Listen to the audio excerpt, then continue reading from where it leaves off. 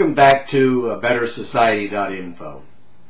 This is our 13th regular video and the second in a series dealing with what we're calling class-based societies.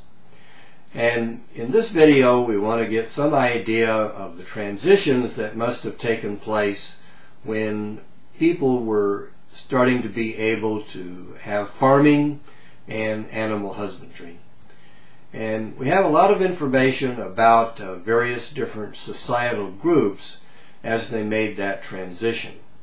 But what we're looking for are the major patterns of what must have happened when this transition started to occur 13 or 14,000 years ago.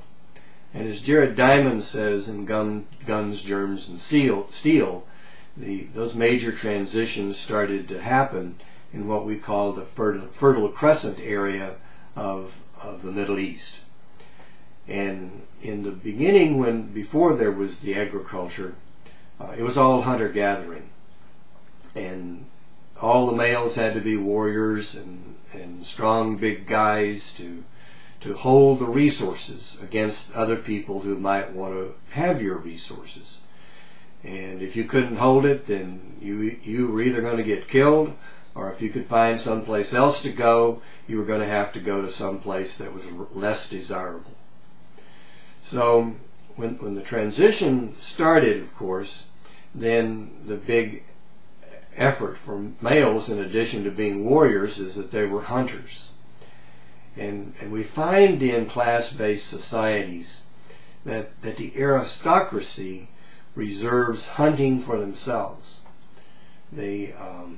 You see that even in fairly recent, say, English history, where the big landowners, the aristocracy, the monarchy, would not allow any of the villeins, the people who were attached to the land, the non-free people, to hunt, because that would be a source of the high protein, and that was reserved for the warriors.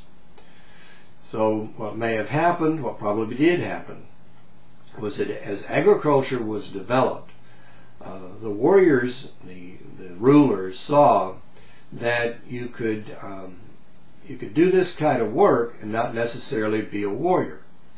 So many of the people who probably were not allowed to survive in a hunter-gatherer society were allowed to survive and become the workers in the field.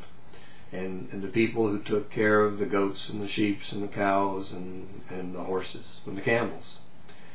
So that these classes of society started to develop, and the leaders, the aristocracy, the militaristic rulers, would allow people to live as long as they stayed in their place. And of course they were kept in their place. But they became the foundation of the economy. The warriors would acquire and hold land, and they would own the land because they won it through military conquest. And they must have allowed people who otherwise wouldn't live as a hunter-gatherer to continue to live as long as they lived in a condition of involuntary servitude, and they did the farm work.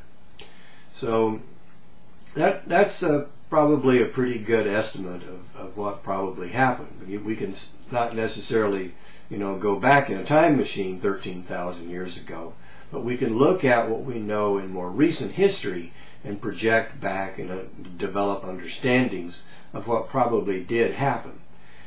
And these class-based societies, of course, were much more complex than the hunter-gatherers. And we're going to talk about these complexities as we go through this particular series of videos.